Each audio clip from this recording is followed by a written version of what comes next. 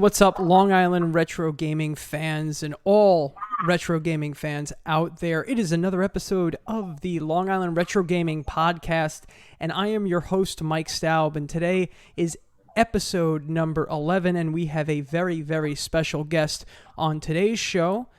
Our guest today is Long Island Retro Gaming's Chief Preservationist and one of my favorite people to work with on the planet, Mr. George Portugal. George, how are you? It's good to see you, even if it's through a few screens.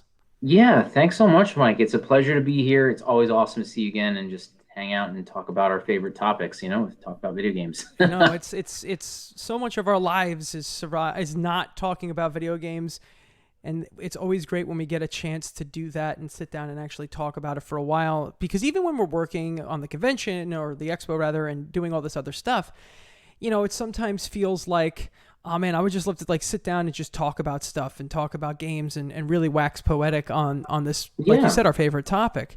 Yeah, definitely. So George, you're a wizard.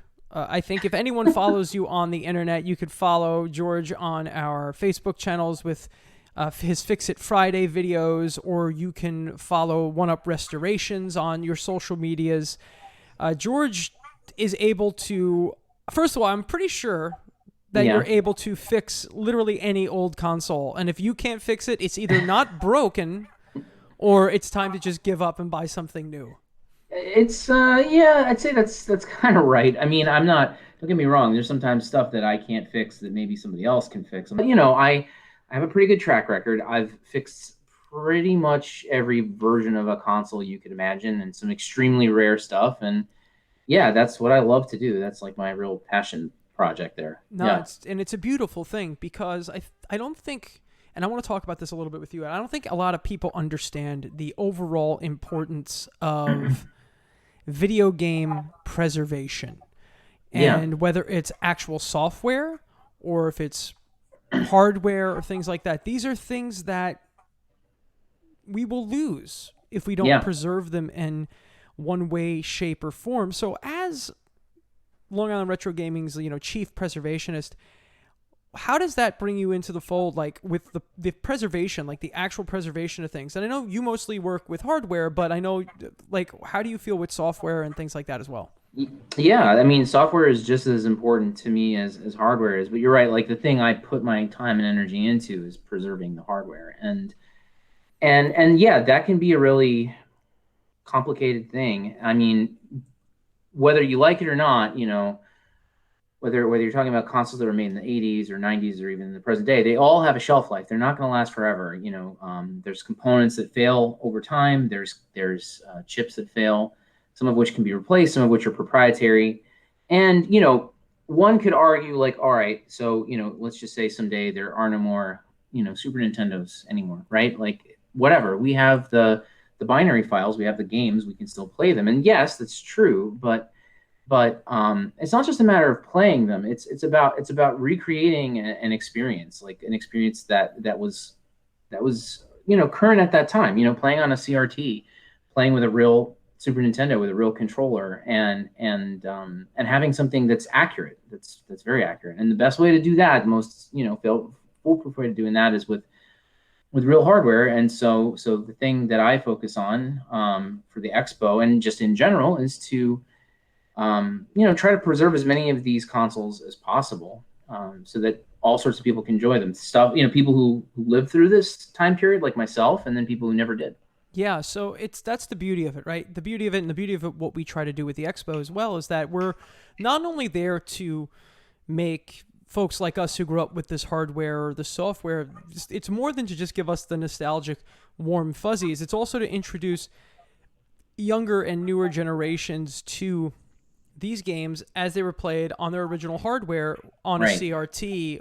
Now, obviously, there's a giant retro market these days, or classic gaming market, whether you go onto any of the digital storefronts out there, whether it's Steam, Nintendo's, Xbox, PlayStation. There's so many old school classic retro games out there, but I feel like a lot of the time you kind of lose something in the translation. There's something that just doesn't feel quite as good as playing Super Mario Brothers on an NES, on a Yeah. CRT. Now, what makes that experience feel so? Now, it's not just the fact that this is how we grew up. I don't think. I think there's actually a No. difference in experience.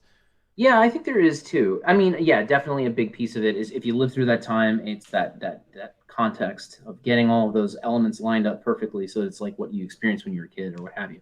But even if you never grew up with this stuff, even if you're like say, 20 years old and you missed the 80s, okay?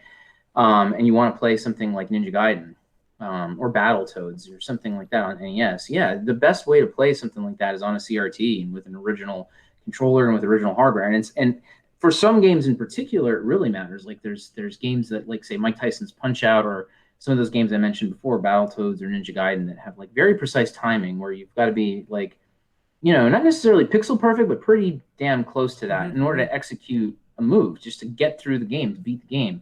And that becomes so much harder when you're emulating in software and things are not cycle accurate, and you might have some latency between when you press a button and when something happens on the screen, or you might have some sort of a glitch or something like that. And there's ways of mitigating this, like you can modify consoles so that they play on modern displays and you can reduce latency down very low, and that's close too, but it's really like that combination of things all together that yeah, people should understand. Like if you get into video games, um at first you're just focused on what you like, right? Like, you're playing PS5, you're playing the latest stuff and whatever, but if you do this long enough, eventually you start to ask, or at least this is what happened to me, and I think a lot of people can say this, is like, you start to ask yourself, like, where did all this come from? Like, how did we get here?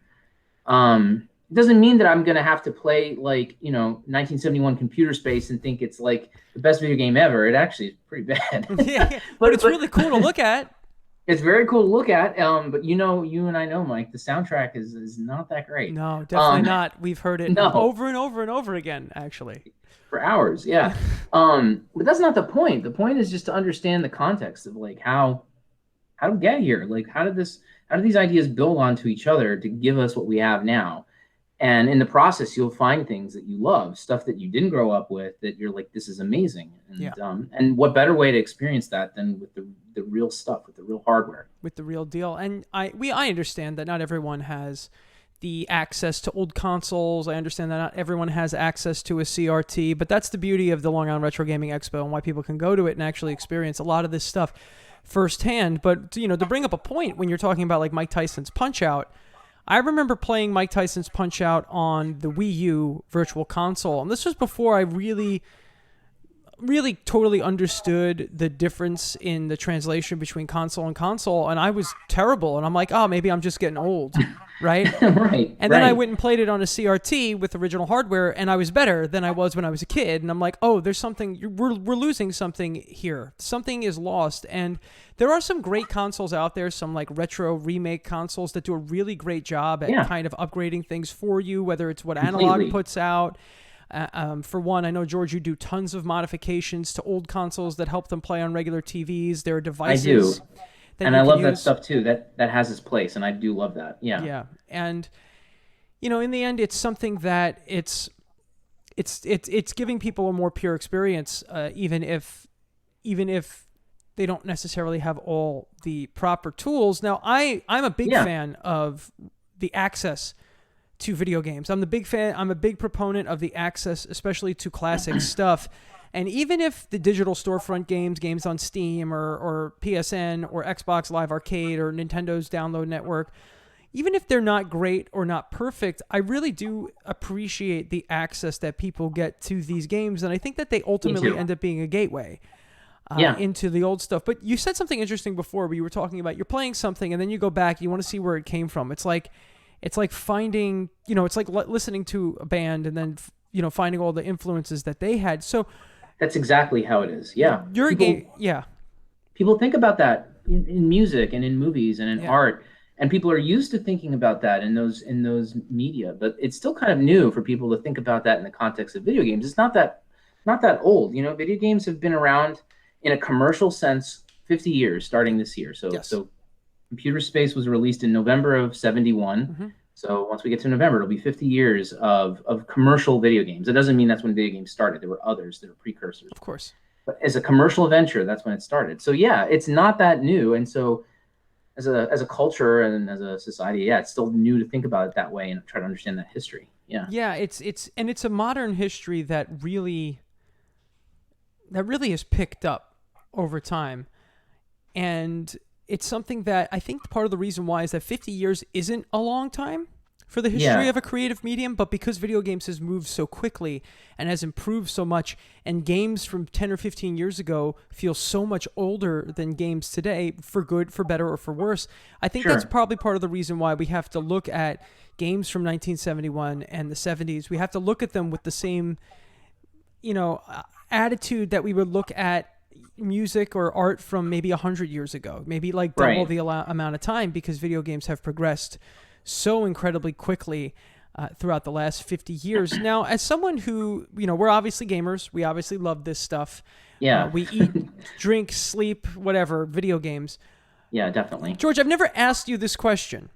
Sure. So, how did you get started? Where did you start with video games? What's like your first real experience? Because I know you can fix anything on the planet, but I never really had a sit down conversation with you about like where did you start? What got you into How video did this games? all happen? And what got Yeah. you into like repairing stuff too? Yeah. Two I, part. I yeah, it's so I mean, video games, just getting into them, that's something that's been pretty much there my whole life. Like I first discovered video games with first with computers with things like the Commodore 64 and the Apple II, and then like around 1986, 87 is when I got my NES, and that just blew my mind. That just sent me down this rabbit hole that I'm in now, and that'll always be my true love is the NES. That's always going to be my favorite console. But but then as far as repairing goes, that kind of dovetails with like my real profession. What I do for a living, what I get paid for. Um, that very much set me down the path of video game console repair more than anything else. So my background is in neuroscience, and so I have a PhD in behavioral neuroscience, and so I was working in academia for a number of years, and now I work for a biotech company. But as a part of being a scientist, you have to think creatively all the time, and so sometimes you need to develop a solution to a problem in your lab, and there's no commercial product for it. Like I can't go to a company that makes scientific equipment and say, hey, I need this thing, because they're like, we don't have it. So you learn, as a function of time, how to make your own stuff. Like you have to. So I learned, how to do basic soldering, and it came really from my mentors. So like I'm getting long-winded here, but like That's when fine, you're man. That's it. Story time. yeah, like when you're learning to be a scientist, it's better to think about it as like a mentorship. Yeah. Like Yeah. Yeah. like Yeah. it's not like what you think of like when you're in high school or in a college undergraduate class and you're taking courses and maybe doing the occasional lab. It's really not like that. It's more like learning how to become a blacksmith or Hmm. or something like this, like where you have like a mentor who's teaching you the techniques. It's not just the cognitive stuff. It's also the physical skills that come with it. And so yeah, I had my mentors in my master's and my PhD teaching me some stuff about how to build circuit boards, how to solder, how to like what are these components, but still kind of superficial. And it was directed towards the goal of making this thing that I needed to do this experiment in the lab, right? Yeah. Nothing to do with video games at all. Um, So like but like electrodes on the brain and stuff, right? yeah, that's a lot of what I do actually is record from neurons in either free moving animals or cell culture. Yeah, and so building basic amplifiers to amplify those tiny little signals and make them big so you can understand them, interpret them. Wow. Um, I mean, hey, if you ever need a test subject on the psychological effects of video games on a human being, please, I'll strap electrodes all to my face. It's all good. there you go. All right, good to know. So yeah, so anyhow, that's how I like got some of the skills. I got some of the skills with my real job, but then the whole chain of events that led me to getting into repair came back to my childhood. So I had a Game Boy when I was a kid, and like numerous kids in the '80s, I broke my Game Boy. I dropped it, shattered the screen. It still turned on. I could still see something going on, but the screen was obliterated. And my parents yelled at me and got me another Game Boy, and that one survived. And I kind of forgot about the first Game Boy entirely, like completely. And then maybe around like 2000, I don't know, 15 or 14 or something like that. I was helping them clean out the house, clean out the basement. There's all sorts of random stuff because my parents are hoarders. And I found the Game Boy, and I was like, well, I don't want to throw this away. And then I remembered what happened, and I was like, yeah, let me see if I can fix this thing. And I did. And I was like, this is fun. I want to do more. No. And then he was down the path of fixing all of our stuff for years on end. Right. Yeah. I mean, first it was just myself. Like I would buy stuff on eBay that was broken, fix it, and sell it. I was Yeah. just doing that for fun. Because I was like, I fixed it. I don't need it anymore. I'm just gonna sell it.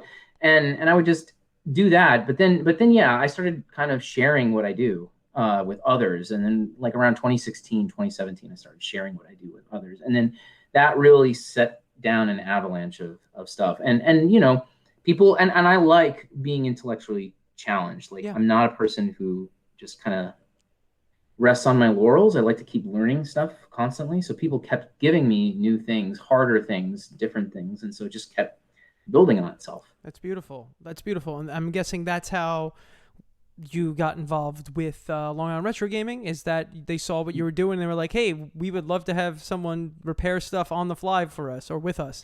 Yeah, that's what happened. At first, it was very functional. It was like, because as you know, with the expo, we have a lot of stuff for Yeah. the free play section. It comes from various sources and donated, and some of it's pretty beat up, and it gets beat up during the show, and Yeah. so there was a lot of busted stuff, and so yeah, I was contacted by some people from the who work on the expo and were like, hey, can you help us out with this stuff? And I burned through it. It was actually all relatively easy, and I managed to because a lot of it was like broken controllers or Yeah. like dirty just dirt and stuff. So it was actually very easy repairs. So I kind of burned through the inventory and decided like and fixed most of it, and the few things I couldn't, we tossed or whatever. But then at that point, we started getting more challenging stuff for the expo. So we started acquiring rare pieces or people were reaching out to us saying we have rare pieces that we'd like to show at the expo, but they're not working, and can you fix them? And that's kind of what led me to like computer space in 2019. Which was beautiful. I mean, Yeah, seeing that in person is really, really special. You did a really remarkable job on that. thanks. That was one of my most favorite repairs to this day ever. Yeah, so for those of you guys who don't know, I've talked about it a couple times now, and a lot of people don't even know what it is.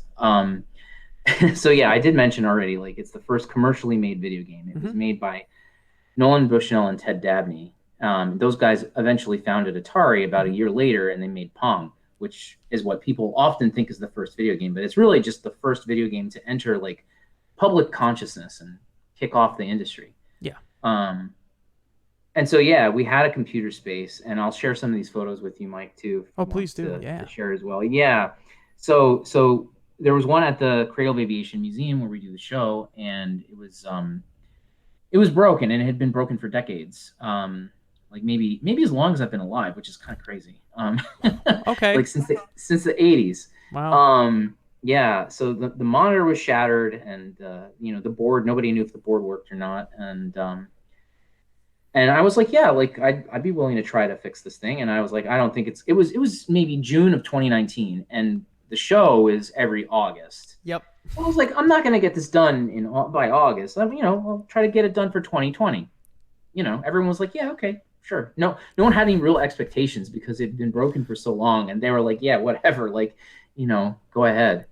And so I did homework on how computer space worked, and that in itself is a fascinating story. Like when I was talking earlier about like where do video games come from, when you go back to the very early days, like the Bronze Age arcade games from the 70s, at that time, computers were prohibitively expensive. Like in the 80s, you could take a microprocessor and put it into a console and play. Like that's what the Nintendo is. That's a 6502 processor, or like a Sega Master System. That's this is Zilog Z80. But back in the 70s, forget it. You're talking about computers that are the size of rooms or refrigerators, and they're like $15,000. Yeah. You're not going to put a computer into an arcade machine. So if you want to make an electronic video game, how do you do that?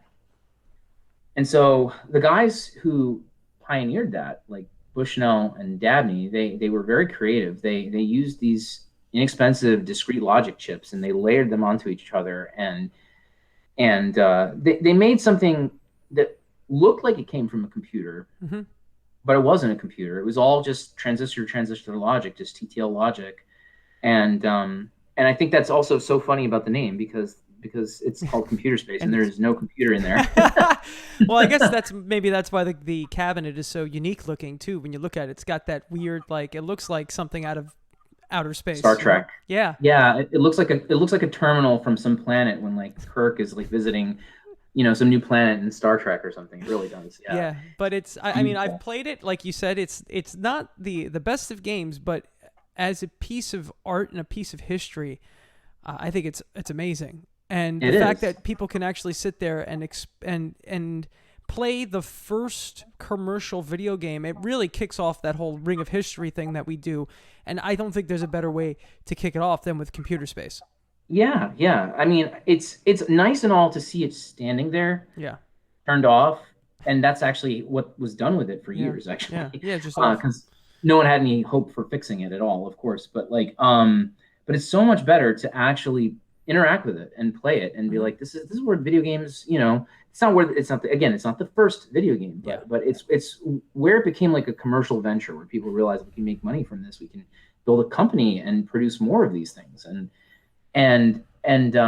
if you know enough about video game history too, you can see where the idea came from for computer space for the actual game itself. yeah, Um, yeah, so I ended up fixing it by just doing a lot of research.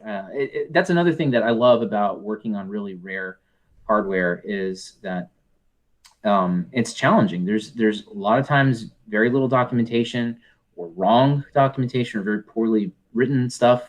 That's definitely true about computer space. If you look at the schematics for the game, it's like it's indecipherable. It's it's really hard to follow compared to like a normal schematic. And thankfully, the game itself was in good shape. I didn't have to really do anything really to get the game itself working. It needed new capacitors, and that was about it. But the real problem was the monitor, which is also very unique in video gaming history. It's a vacuum tube monitor, no transistors. It's like the kind that at this point our grandparents would have had. It's like pretty it's yeah. pretty old. And the one inside of that cabinet was shattered into pieces. It was broken in pieces. Like there was no way I was going to tape that back up and make it work. So what I did was I did my homework on like what kind of monitor people used to use in computer space, and I learned that there are a whole family of tube TVs from that time period that use the same guts, the same chassis. And so I thought, all right, well, now I know that there's like I don't know 7 or 8 different televisions that were made by General Electric that have this. So maybe all I need to do is just find a working TV with that chassis from that time period. And I was extremely lucky, and I found a working one in Albany for like $90. Just as I had realized that this is what I needed, I was like, Yeah. okay, take my money and give me that TV. and yeah, no, and it seems like the rest is history. Like that's definitely something that people want to see, and when you see people play it and you see people look at it, it is special. It's definitely better than Yeah, just like it's definitely better to have them have people give them the ability to play it as opposed to have it just sitting there as kind of like a museum like piece. It's a, like an a actual functional hands-on device. Right. You can totally emulate computer space. It's not a problem. You can even do it accurately with a device like Mister, which is Yeah, a field programmable gate array. You can yeah, do it very accurately, but that's not the point. no, It's the especially with arcades, it's this experience of this large thing with this big glowing CRT tube and with these and you played the game. It has these square shaped weird buttons yep, and they're backwards from like what gamers do now, like where your left thumb is like what you use to navigate and your right thumb is what you use to like attack or whatever, and it's completely ass backwards. And so and so you have to get around that, and there's no joystick, it's all buttons, you no. press buttons to move. It's very odd. It's very obtuse, but it's really cool. And It that's is. one of those things that you don't see that everywhere. And that's part of the point, right, of the museum that we have there and the Ring of History. It's like making sure that people know about the things that aren't as common as, say, like, I think it's very important to educate people on the NES, the Super NES, the Sega Genesis, the PlayStation, stuff like that, because there are a lot of Of people course. who are too young today to even have experienced it secondhand. Yeah, of But course. stuff like Computer Space just it emphasizes that, and it amplifies that just to a different level, and it's something really special. So I really love that we have that there. I love that people can actually sit down and play it or stand up and play Yeah. it. It's just a really great piece. So And thanks, and you definitely put a yeah. lot of hard work into that. Yeah. Yeah. That was the most insane 2 weeks of my life that I took to get that working, but it was the best. And it's a workhorse. It runs every day. Yeah. It's been running for like 3 years straight now. Wow. Is that right? No, 2 years straight. 2 years straight that it's Still been running. Yeah. feels like And you can 3 years go, though. So it feels like, yeah, because it totally does. But yeah, 2020. you could, yeah, exactly. But you could totally go to the museum right now and it's there and you can just play it. That's amazing. Yeah. So my next question for you, just to get a little bit of taste, and I would love to have you back on here to talk about like what kind of projects you're working on and what stuff you're Yeah, of excited course. about. But as of right now, obviously, the Computer Space project, like you said, is one of your favorite projects. You love the NES, which Yeah. I'm a big NES fan as well. But I had an NES. I got one NES when I was a kid. I was definitely a little bit more of a Super Nintendo kid because I was Yeah. like 5 when the Super Nintendo came out. Right. So, but what always interests me is like you've worked on so much stuff, so much stuff. A So lot much of stuff, weird stuff. I mean, you've got a piece behind you, that tabletop Nintendo Play Choice, which is just Yeah. an amazing, amazing piece. And for someone who That's loves my the baby. NES, that's got to be, yeah, exactly. It's like your baby. My question for you is like, do you have a dream project? Do you have like one unit, console, arcade cabinet? I don't know, something, just one piece that you're like, if I could work on this, oh my gosh. Hmm. That's tough. I mean, it would be really cool to go further back than something like Computer Space, but I don't think I'll ever get the opportunity to do it. Like What, there are, to get like a space war or something, or like, yeah, to go something like it, yeah, to go like to a DEC PDP-11 or something like that. These mainframe computers where they developed games like Space War, which are arguably the first video games ever made, and I would love to learn the ins and outs of how those things are made, how to maintain them. They exist. You can go to a museum of computing that's located in San Francisco where you can in fact play Space War on certain days when they run the mainframe. oh But wow, that's crazy. yeah, so but there's maybe 2 or 3 of those out there. But yeah, the kinds of projects to me that I love are something like that where it's literally one of a kind, where it's very obscure and it's the challenge of understanding how it works. I think partly it's also the risk Yeah, too because yeah. like you know, there's not a lot of these things. Like No. even with Computer Space, there's probably about 1,000 that were made total, Yeah. and working maybe there's only about 100 or so. Which I mean, So that's why it's hard to find components. That's why it's hard to find schematics. It's like they're just not out there. Which is why I'll bring it back to the yeah, beginning of our conversation again. Is that it's why preservation is so important.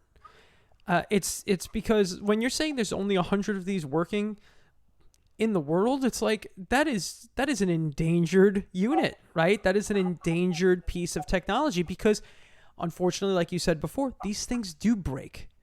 they do. They're not going to And last forever. the components might not be available anymore. Now, I know with like 3D printing and things like that, there are a lot of things that we can do to kind of to help that out, but that's not Right. perfect yet, right? No, no, it isn't. And I think, I mean, you can do these things in parallel. Yeah. You can work on solutions to run games accurately and create the closest possible experience to what it was like to run on real hardware. And there's projects like Mister that I already mentioned before, Yeah, which Mr. is attempt to do wonderful. that.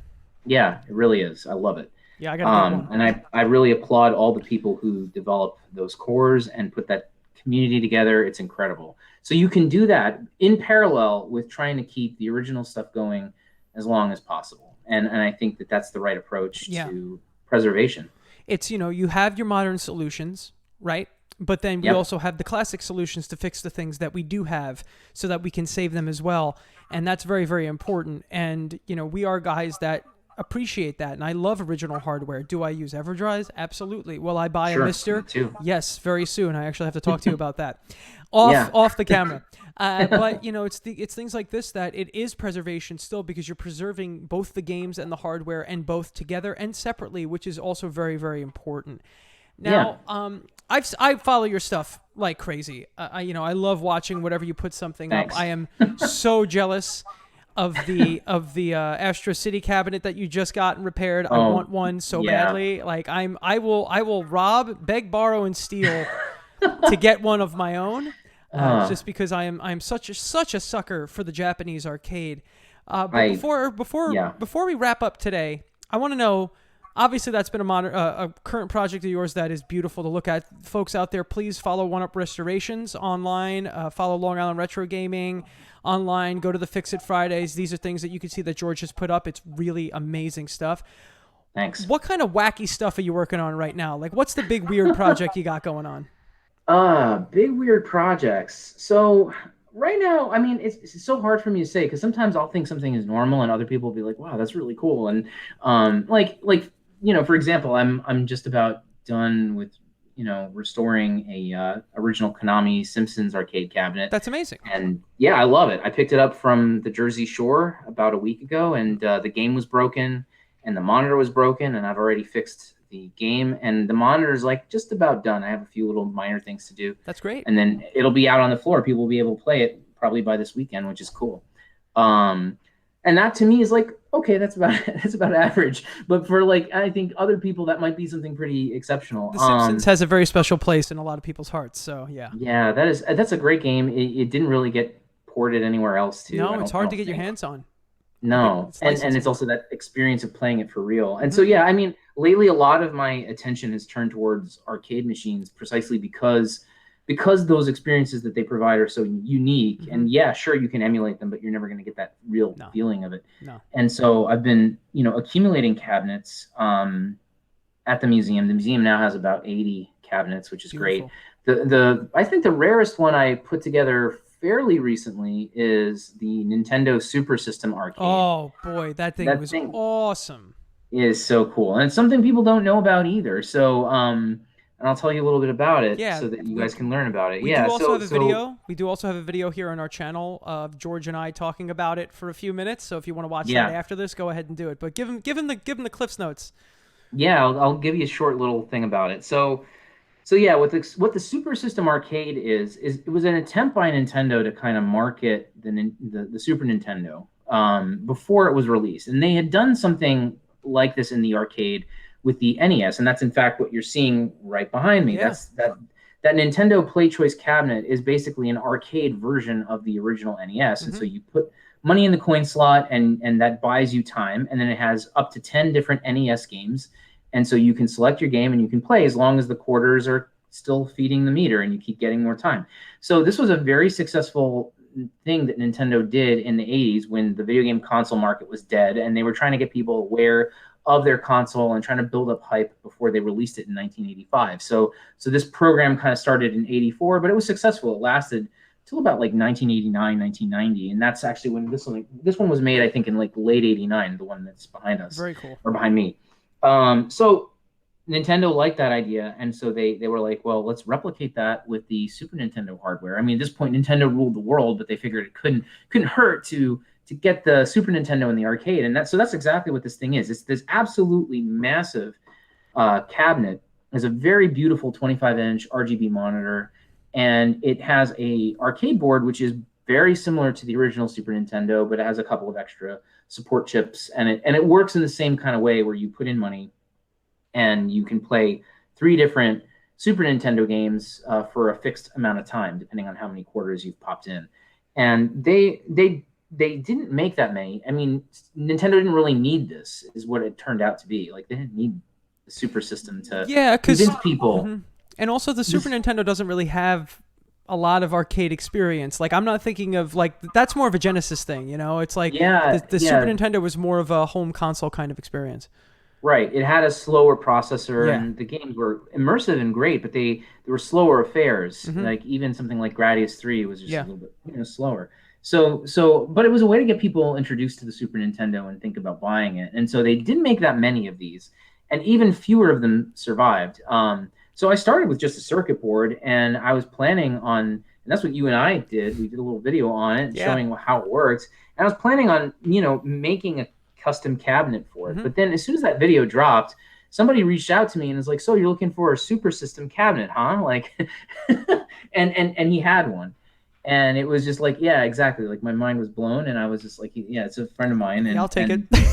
yeah, and I was like, yeah, take my money, I'll take it. Well, it's because of that the expo gets so many, and the Cradle of Aviation Museum gets so many amazing things. So that's great. Yeah, it was a really fortunate thing to get, That's and beautiful. so we finished restoring that cabinet, and it's available for people to play. Not only that, I even have an adapter that goes into it that allows you to plug in normal Super Nintendo cartridges, so that opens the door to playing pretty much anything in there. Oh, so you're saying I could put my EverDrive in there? Well, kinda. It needs a yes, but so the but is that it needs like a very small modification to work with an EverDrive. Okay. But yes, it can be done. It can totally be done. Well, then we might have a little weekend project at some point just to have fun. Yeah, exactly. Well, that's amazing. So the Super System is the Nintendo Super System is so cool. We did a video about talking about it on one of the Long Island Retro Gaming pickups, which was really great. You could check that out on the channel. But Yeah. it's a really great piece. George, you do such great things. You do such great work. Thank you. You've personally fixed a bunch of my consoles and have also led me in the right direction to do stuff on my own. Not only do you help us out and fix stuff for us, but you also show us the light on how and give us confidence in being able to do it ourselves. So that's great. Yeah, I very much don't want to be the only person doing this. There's too much to do. There's too Way much too to much. do. No, Like, I get it. yeah, I get it. I don't need to be the only person doing it, and I don't want to be the only person doing this. No, I And get this is not a job for me. I don't care about making money from this, so Yeah. I want to share what I know with It as many helps. people as possible. And Yeah. the more people out there fixing consoles, the better. So I think that's awesome. George, like I said, I've said many times in this podcast, you do such great work. So thank you so Thanks. much. You were such a valued member of the Long Island Retro Gaming team. Obviously, I mean, as a chief preservationist, you're kind of you're in the every conversation on what the expo needs to show, what we need to have, what needs to be fixed, what needs to be out there, what people need to see and learn about all this stuff. So it's amazing. So thank you so much for everything you do. This was a lovely conversation. Thank you so much for being here today. I just wanted to, before we wrap up today, let the wonderful folks out there know where they can find you. Yeah, so you can reach me a couple of different places. So like Mike said, I put out my videos, my Fix It Friday videos every Friday on the Long Island Retro YouTube channel. And so that's one way to find me. And then I also have a website called oneuprestorations.com. And if you guys have things that need to be modified or repaired, that's the best place to reach me. I also have a Facebook page. And then I manage some Facebook groups as well on gaming. There's the local Long Island Retro Facebook group, and then there's also the Game Junkies Facebook group, which is more like international. And I mean, I'm not really involved with that, but I'm a part of that group, and so you can find me there too.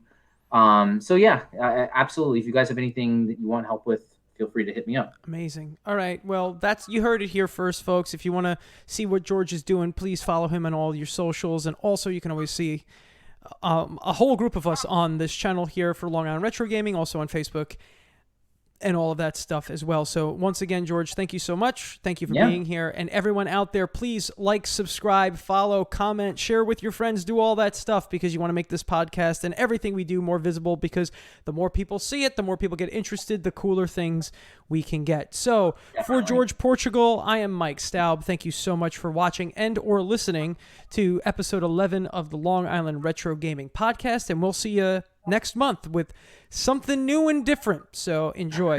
Have a great day, everyone. Thanks, guys. Bye.